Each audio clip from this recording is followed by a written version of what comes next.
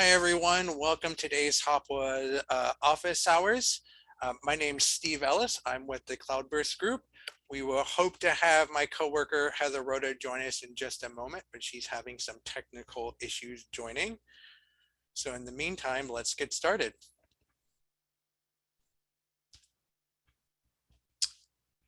So not only do you have myself, but we also have two individuals from the Office of HIV Housing, Rita Harcrow, the director, and Amy Palalonis, the deputy director. Hi. Say a quick hi.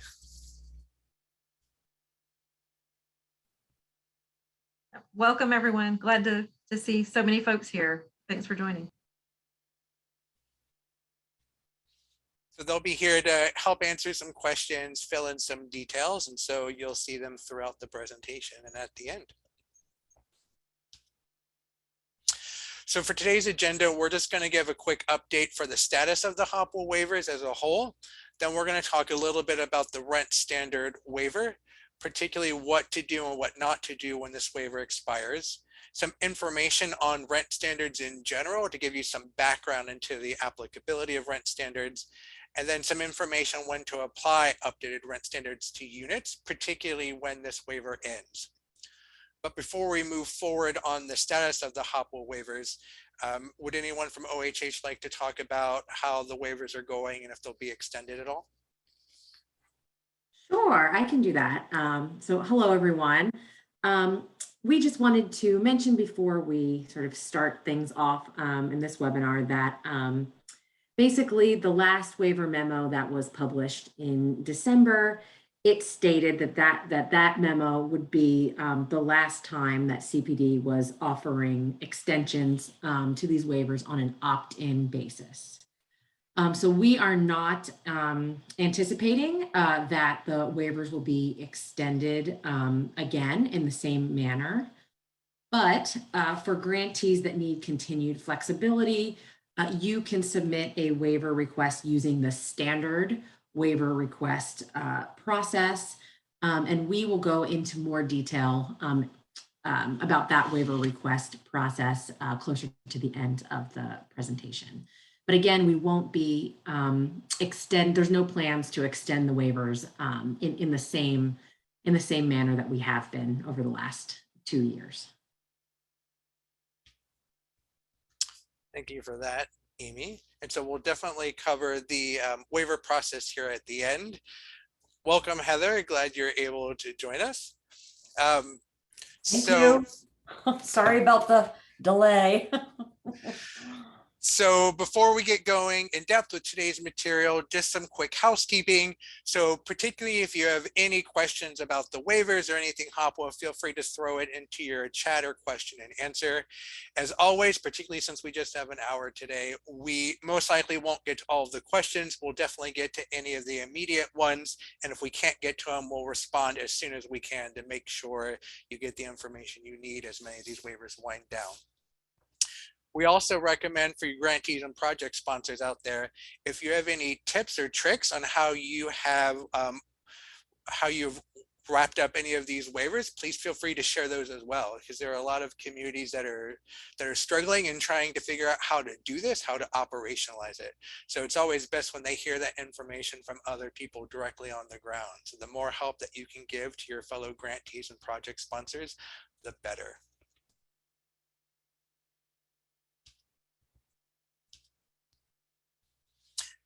So what is the status of HOPWA's COVID waivers? So you heard a little bit from Amy about what will not be happening going forward, but just a quick reminder basically of how we got to where we are today. So on December 30th, HUD issued a memo for a number of CPD programs that either extended some of the waivers or in some programs extended them a bit further. But for the HOPWA program, that December 30th memo set an expiration date for the HOPWA space and security waiver. It extended the HOPWA property standards waiver until 3/31/22 and extended the FMR rent standard waiver also until 3/31/22.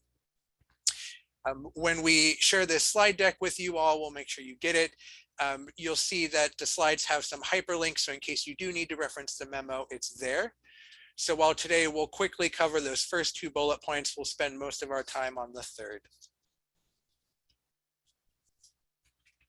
One thing to also note about the other HOPWA waivers is that the additional waivers that many of you had been using for a number of period of time were not extended. So they had expired at some point last year, definitely by the end of 2021. So the self-certification of income and credible information on HIV status had expired, as had the time limits for short-term housing and STIRMU. If you do need any information about those two waivers, please make sure to look up previous office hours on that topic. So that hyperlinks here, as well as the dates. So if you need to go to the HUD Exchange and find it, you can. So the space and security waiver. So this waiver was extended to March 31st, 2022. So when it was originally published in March 31, 2020, the end date had not been established, but this waiver allowed grantees and project sponsors operating housing facilities and share housing arrangements the ability to find additional space for when individuals or their family members needed a temporary place to quarantine, particularly when that quarantine was recommended by local healthcare professionals. So if any of you are still utilizing this waiver, it does expire here in 10 days. So the December 30th memo also extended the property standards waiver until March 31st, 2022. So this property standards waiver gave programs the ability to waive the need for in-person initial inspections, as long as grantee or project sponsor staff could visually inspect the unit using technology such as video streaming to make sure that that unit met habitability before assistance was provided. As part of that waiver, it did require that while you could do initial inspections virtually until March 31st, you would need to go back and physically re-inspect those units where initial inspections had occurred virtually by June 30th, 2022. So while this waiver is still available for the next 10 days, just remember in many parts of the country, it might have been safe to go and do in-person initial inspections for a long period of time. So while it's here, please make sure project sponsors, before you use it, that you check with your grantee to make sure that they had applied for the use of it, as this is still part of your policies and procedures. And if you all did use this waiver in the past 3 months, please make sure to have some processes in place to do the physical re-inspections by June 30th. So just a quick summary, right, about what this really meant. So once again, conducting in-person inspections were waived if the grantee had notified HUD of their intent to use this waiver or extend it, if the grantee approved their project sponsors to use this waiver, and if those initial inspections were done remotely. If you do have any additional questions on virtual inspections, please make sure there's been previous webinars on this topic as well that you can find on the HUD Exchange. Project sponsors, reach out to your grantees for any additional questions or information you might need to wrap up this waiver across the next 10 days, and particularly once again by the end of June.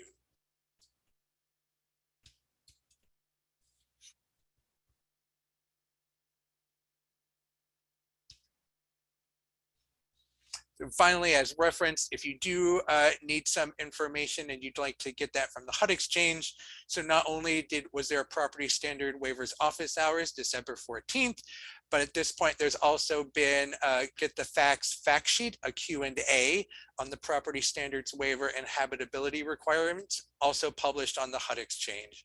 So if you do have some general questions that you just want to see if you know the answer or get some more information before you reach out for additional details, please make sure to reference those. And with that, I'll turn it over to Heather. Hello, everybody. Thank you for attending today. In the next few slides, we're going to be talking about the FMR rent standard waiver. You could go to the next slide. Great. And so some of these slides you're going to see, they're going to just essentially reminding you about the conditions of the waiver and a few reminders of expiration date. So this waiver in particular was extended in that December memo that Steve has been referencing and will expire on March 31st, 2022. This waiver was initiated to allow grantees and project sponsors to approve gross rent for a unit that exceeds your normal rent standards, provided the gross rent for the unit met rent reasonableness. And this was intended so that low-income people living with HIV can obtain and maintain safe, stable housing in a tight rental market, and particularly right in the middle of the COVID pandemic.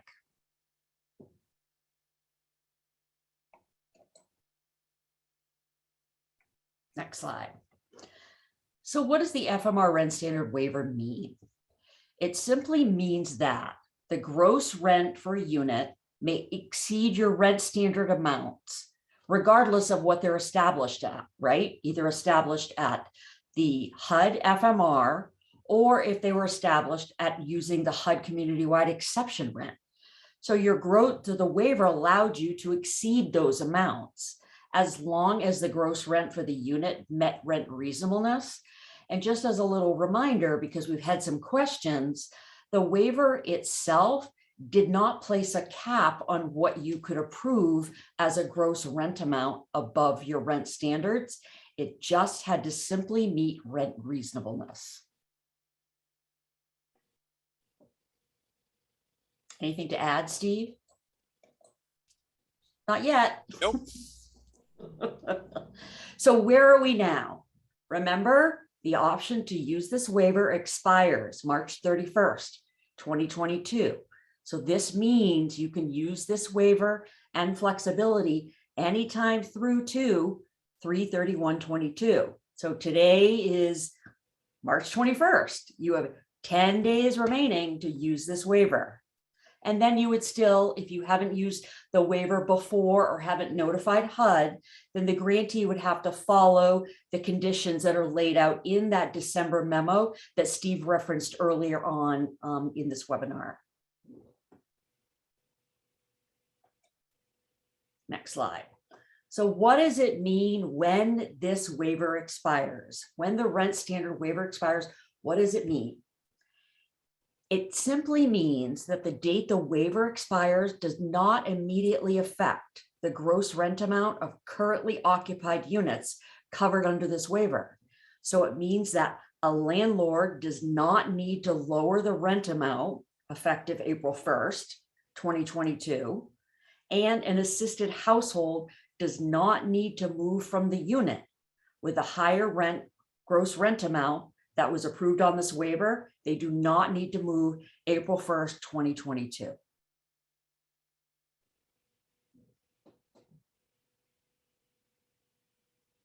So what does it mean when the waiver expires? The waiver expiring does mean that you cannot use the flexibility described in the waiver itself for new HOPWA program participants coming onto the program and leasing up after March 31st, 2022. It also means that the waiver, the flexibilities in the waiver, cannot be used for existing program participants that are moving to new units after 3/31/22. And if you have households, currently assisted households residing in units, and you happen to get a landlord request for a rent increase in a currently assisted unit, you cannot approve an increased gross rent amount that is higher than your rent standard using only the flexibilities in this waiver after 3/31/22. So here we have an example. Say it's April 1st, 2022.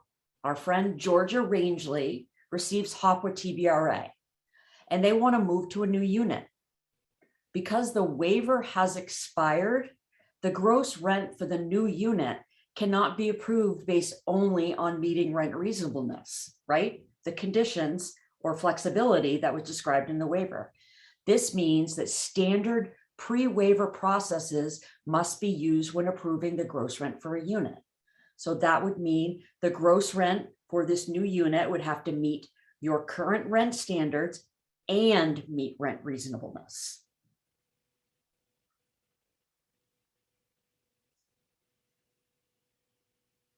Next slide. So we're talking about the waiver expiring, we're talking about rent standards.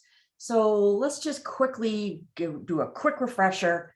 When are updated rent standards effective in the HOPWA program?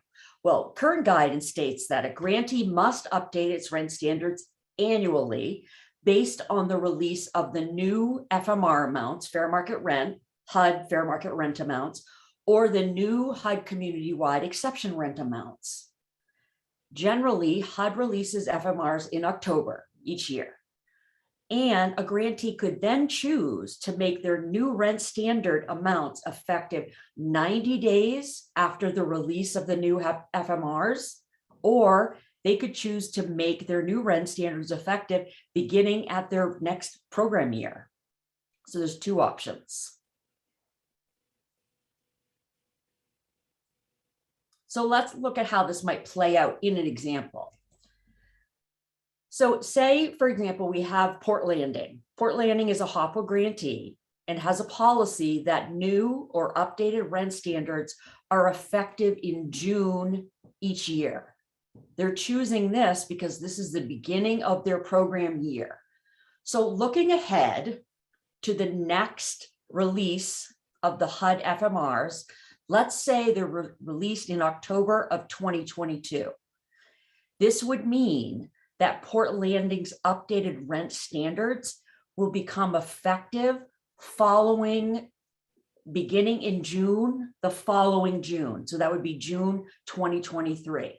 So you're using the October 2022 HUD FMRs as a baseline or a floor for establishing your rent standards that will then become effective at the next program year, and in this example, which would be June 2023.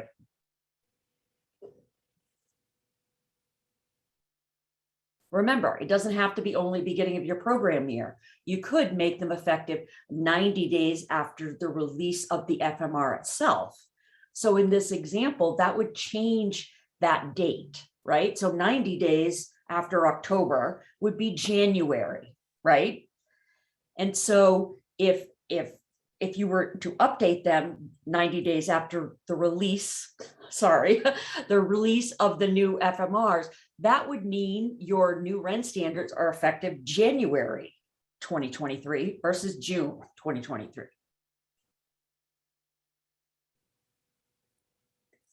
So when will gross rents for currently occupied units approved under the waiver need to meet updated rent standards? Well, we've talked about this a few times before in presentations, and there are a few options. But first, we wanted to highlight this option, particularly because this is helpful if you find that your updated rent standards are going to be lower than those amounts that have been approved under this waiver, right?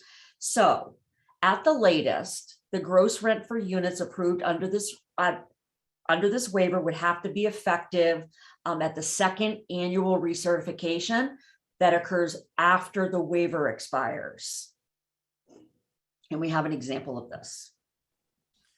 I do just want to add, right? So one reason we want to talk about when you update your rent standards, right, is particularly if your program has this additional flexibility to second annual recertification, you are giving program participants currently housed under this waiver of not only more time, but also the possibility that your rent standard would have adjusted to a higher level, to which then the unit will fall under that future rent standard, right? So particularly depending on when you apply your rent standard or for policies and procedures, right? If you use FMR, the community-wide exception rent, this is particularly relevant because you could afford clients a large amount of time, as we'll show, as Heather was saying, in this example, right? So we just wanted to talk about, there was a method to our madness to give you some of that, I promise.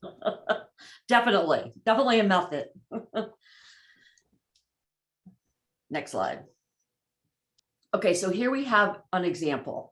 Our friend Langley Riggins receives HOPWA TBRA from Port Landing. The gross amount for the unit was approved as part of the waiver. And this amount, the gross rent amount, will likely be higher than your new updated rent standards. Langley's recertifications normally occur in May each year, right? She initially moved in at one point in May. And so following that kind of rotation, her annual recertifications would generally fall, in May of each year. Port Landing has a policy that states when rent standard amounts are lowered, and specifically lowered, the lower amounts do not apply to the unit, the gross rent for the unit, until the second annual recertification after the waiver expires. So in this example, when would Port Landing's updated rent standard amounts apply to the gross rent amount for Langley's unit?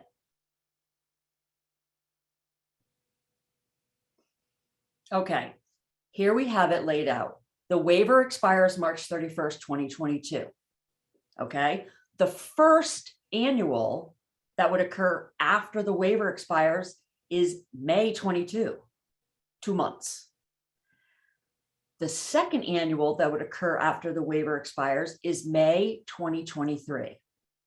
So because Port Landing's policy is they don't apply particularly lowered rent standards until the second annual recert, this means that the gross rent for Langley's unit wouldn't need to meet the rent standard, the current amounts at that time, until May of 2023. So if it's your policy at the second annual, that means even if it didn't meet the rent standard in May 2022, it doesn't matter because your policy is to apply it at the second annual. Right.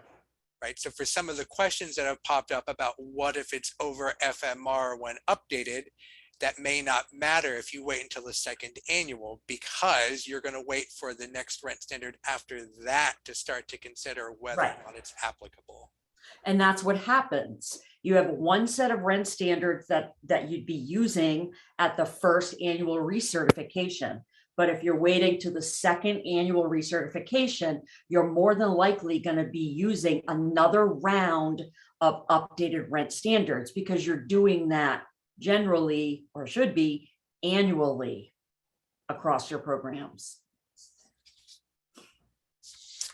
And in theory too, it'd be part of a good program design that if you do wait until the second annual to apply the updated rent standard, whether that's FMR or the community-wide exception rent, say you're aware at the first annual that it's not meeting FMR, you can prepare both the assisted family and the landlord that maybe 1 year from now, we're going to need to have to talk about what some options are. But you're giving everyone involved at least a year heads up, particularly if that unit is well over the FMR. But I said, but because you are applying it at the second annual means that they don't need to worry about not utilizing their subsidy. All they're getting is a little light warning about something might happen in a year. Right. And of course, then too, at that year mark, there are other things that you have that you can do, right? Your updated rent standards might actually meet the gross rent amount for the unit. And if it does, then you're done, right? That's great. But if at that time, even at the 2-year mark, the gross rent didn't meet your rent standards, you could try to apply HOPWA's 10-20 rule, that we like to call it, where if you remember, the HOPWA program allows grantees to set their rent standard at the FMR or the HUD community-wide exception rent, and allows that amount to be increased an additional 10% for up to 20% of the total units assisted. So that could be a tool you could use to see if you bumped up your rent standards an additional 10% on a unit by unit basis, would Langley's gross rent now meet your rent standard even at the second year mark? And you would also have to figure out, where do you want to set your rent standards? Do you always want to use the FMR, or do you want to use the HUD community-wide exception rent? Because grantees and project sponsors are not capped at using only the FMR for your rent standards. With all that, Heather, I'll move on to the next slide. Okay. That's a great That's a little lot. sneak peek, though. Sneak peek. So let's take a look at, we touched on the first annual, right? So if your policy is to instead apply updated rent standards, particularly rent standards that end up being lower at the first annual after the waiver expires. Again, remember, it doesn't necessarily, the landlord doesn't have to lower the rent on April 1st, 2022. The assisted household doesn't need to move from the unit on April 2022. So if we were to apply our previous example to this, procedurally, it's really not any different than the second annual. You would just have to make adjustments sooner rather than later, right? So if we were to go back to Langley's unit, and if Port Landing said, our policy is that we're going to apply rent standard amounts, regardless of what they are, at the first annual, then this would mean that the gross rent for Langley's unit would have to meet the current rent standard in May of 2022, because that's Langley's first annual after the waiver expired. And here's a situation too, where you could, again, take a look at the rent and try to apply the 10-20 rule, right? Because you can increase that amount, an additional 10% for up to 20% of the total units assisted.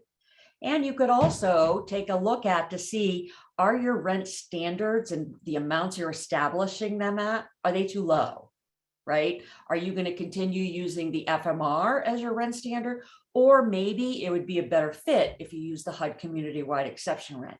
But only you would know that because you would also be taking a look at your budget, and you would also be taking a look at how many folks you have assisted under TBRA, for example.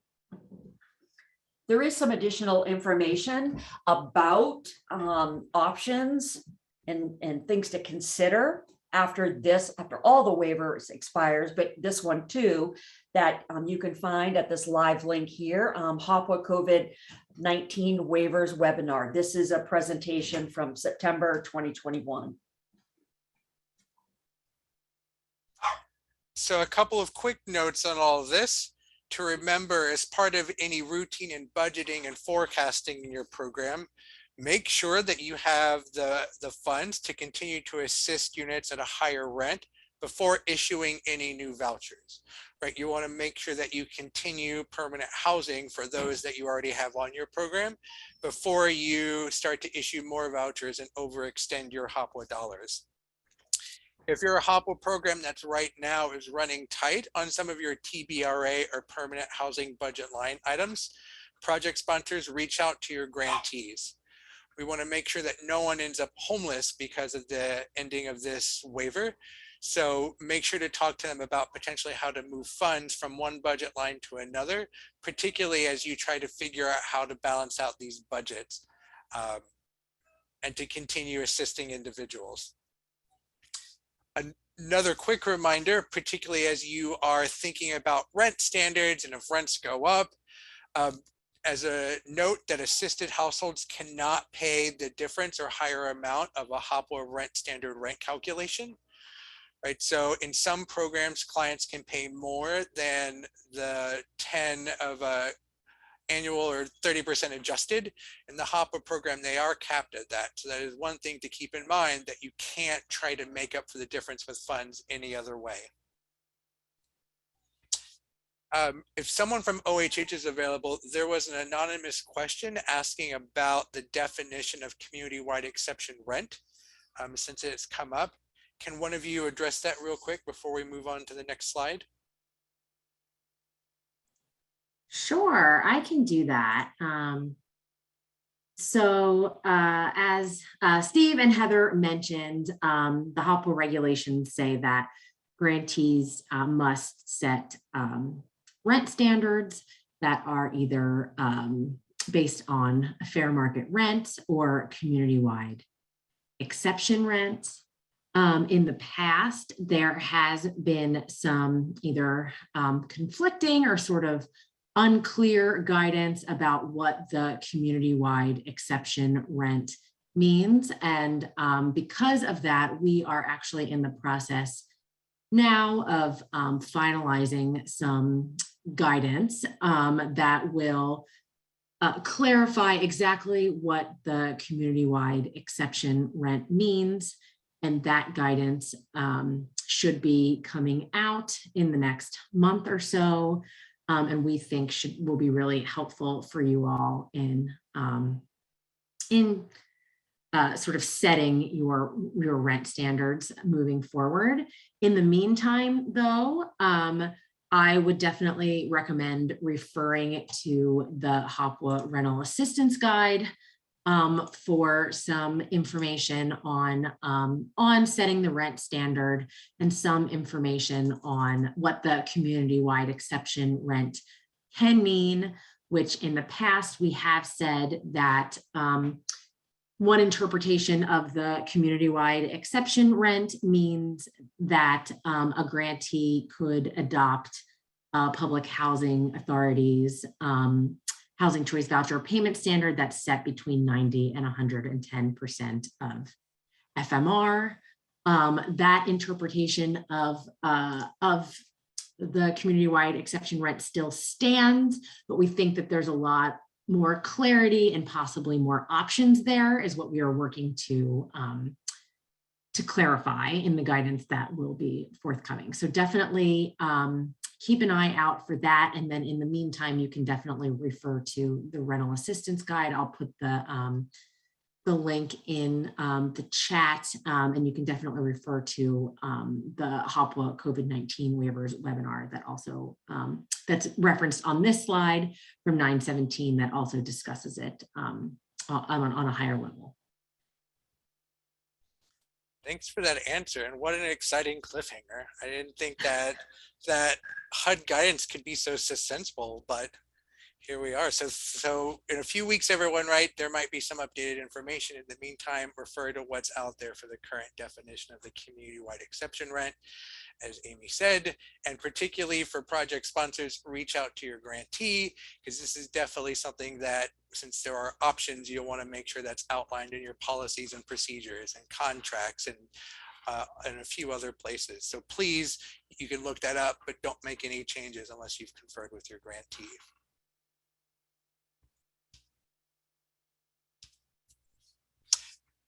So we referenced this earlier on, but we did want to go over if a grantee believes that additional waivers are needed, right? So the COVID waivers are ending at the end of the month if they haven't already ended.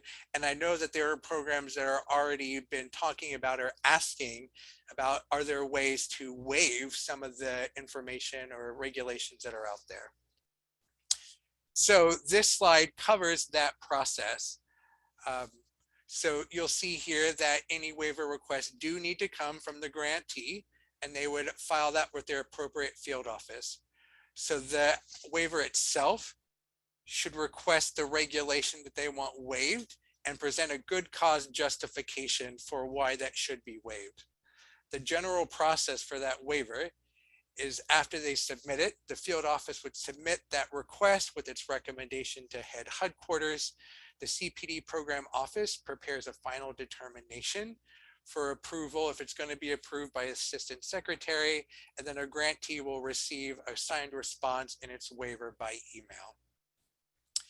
So as part of this process, be aware that HUD may request additional information from the grantee when preparing its final determination. So please make sure to be ready that if you've submitted this email request that you might need to submit some more information. And then finally, while I'm sure they would love to, HUD doesn't have the authority to waive statutory requirements. And by statutory requirements, we are referencing things that are in the actual federal laws that underlie the HOPWA program, like the AIDS Housing Opportunity Act. So for example, that AIDS Housing Opportunity Act in its statutes cap admin at 3% and 7%. So while if HUD wanted to waive those, they can't because it's part of the federal legislation itself. So if you're not sure of what can or can't be waived, you can definitely refer to the AIDS Housing Opportunity Act. That is hyperlinked in the notes when you get this presentation. There's also a page on the HUD Exchange called HOPWA Law Regulations and Federal Register Notices that'll help you see too the difference between what's statutes and what's regulations.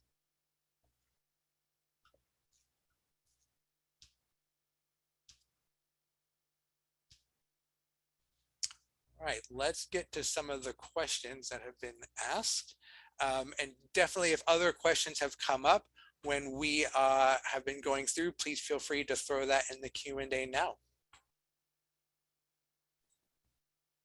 So one thing I noticed very early on, Heather, and if you could help clarify this, people were asking about the property standards waiver applying to initials versus applying to annuals, annual inspections, and what can keep occurring. Can you clarify that for everyone?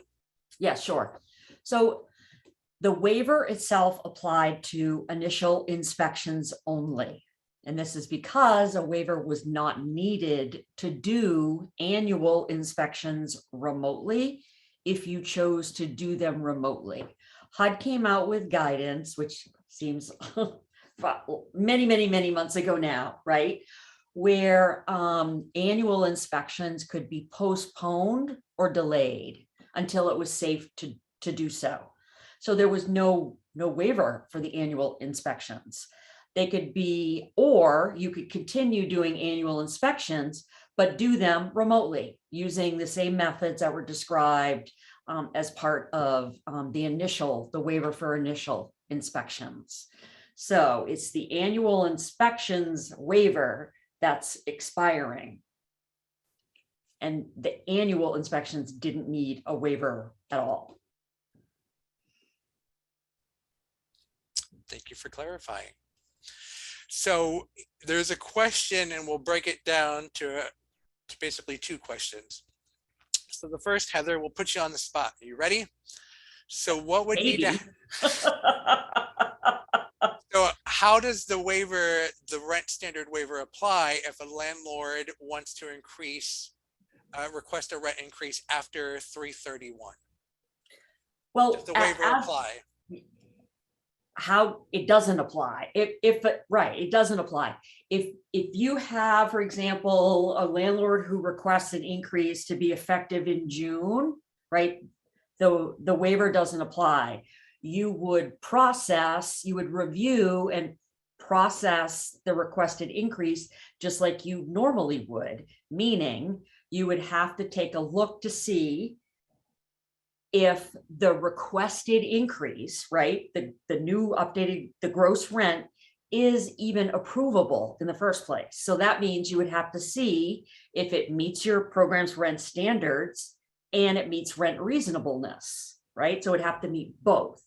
If it met both, then you could approve it, assuming you could support the increase with your budget and, you know, all those types of things too that play into approving increases.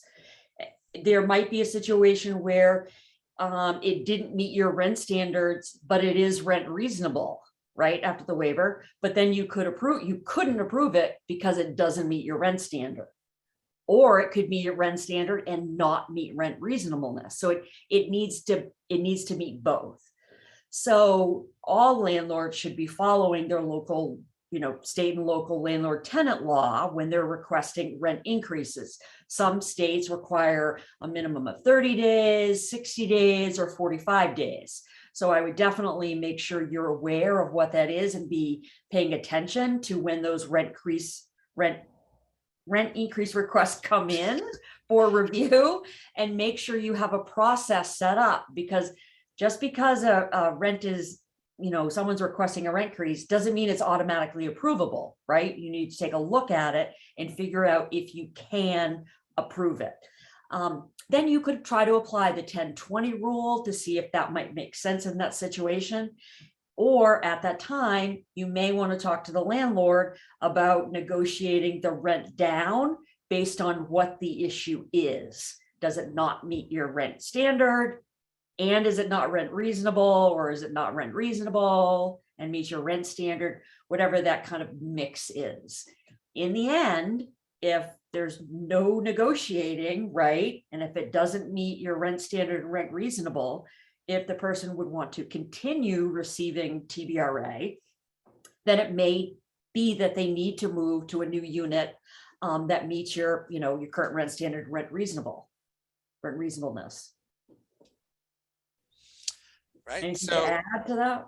no, I know it's long-winded, but no, I think that reiterates all of it, right? So, right, if the rent increases after the waiver ends, it's just what you had been doing before the waivers existed in the first place, which means that, look at what your current rent standard is. If it's slightly over, think about the 10/20 rule. But to reiterate in all of this, right, the rent increase has to be allowable. It has to, right, you have to approve it. It has to meet not also any lease laws, right? So right. in many situations there might be a lease in place and landlords can't request a rent increase during the term of a lease. So there's a lot that goes behind that. And at the end, if it is unfortunately still over everything, right, you're still looking at when you apply changes to the rent standard. And then it's up to the program participant. What do they want to do? Do they want to remain in the unit without a subsidy because it's their choice, or would they rather take their subsidy and find a more affordable unit? So that process is definitely a little more complicated, right? So definitely if you have more specific situations, you'll see on the next slide the usual resources, but if there's something more specific for that question, reach out to TA or submit a HOPWA AAQ, because in each of those situations, there might be things more applicable that could really address that question.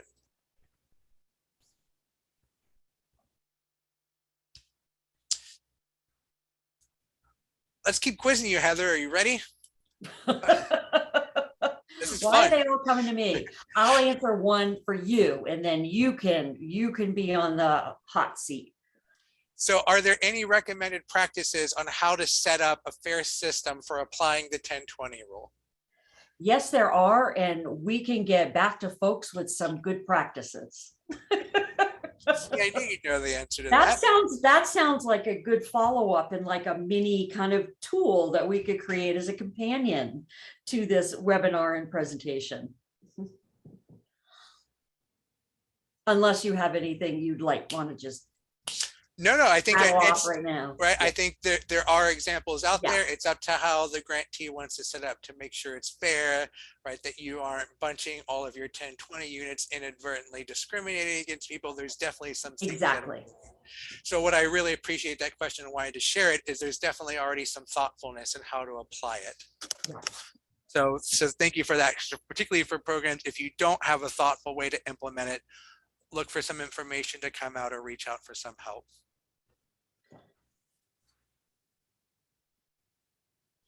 You asking the next question, Heather?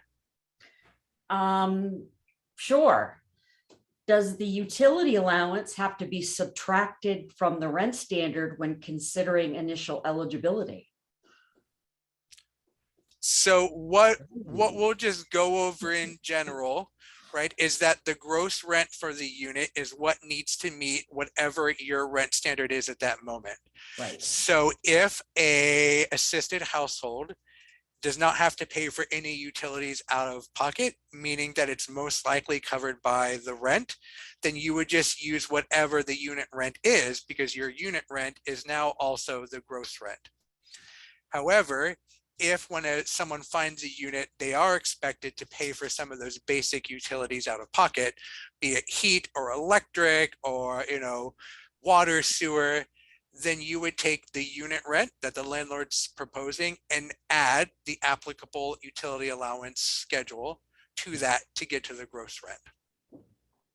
So no, it won't be subtracted. If they're paying for utilities out of pocket that are supplied to the unit, the utility allowance amount that you're figuring out from a utility allowance schedule actually needs to be added, not to the rent standard. It needs to be added to the landlord requested rent to come up with a gross rent amount. And it's that gross rent amount that you're comparing against your rent standards, and also that amount you're using to determine if the gross rent meets rent reasonableness. So I want to be mindful of time because I see there's some questions coming in, some that aren't to everyone. So I'll make sure, right, we'll make sure to follow up with everyone if we don't get to your question, but I want to make sure to get to some of the ones that are applicable to the waivers as well. So regarding HQS inspections, are all annual HQS inspections expected to be in person as of April 1st, 2022? So first, remember that HOPWA does not require HQS, so it just needs to meet habitability or HQS, whatever is outlined in your policies and procedures. Secondly, annuals do have the ability to continue to do remotely if needed, right? So that's in some of the previous webinars and office hours that have occurred. But the expectation for the waiver as outlined today is all initial inspections are expected to be in person as of April 1st. Right, so if your program is not already doing initial inspections in person, they will need to do so in 11 days.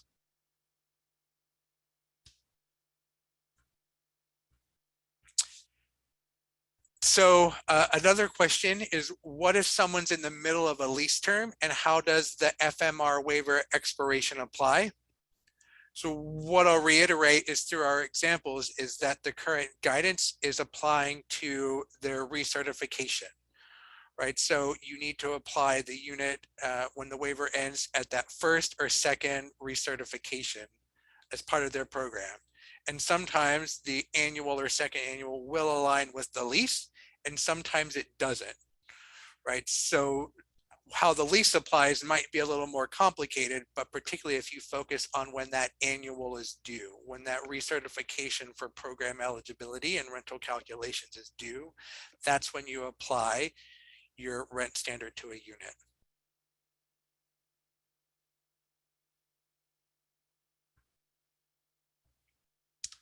Heather, are there any additional questions that have come up? I'm sorry. There are some yes, but they're getting a little bit more detailed, for which I don't think we'd have time to fully, give them the courtesy of a full review and discussion in 8 minutes, 7 minutes now. So with that, I'm going to take that as let's go to the final slide.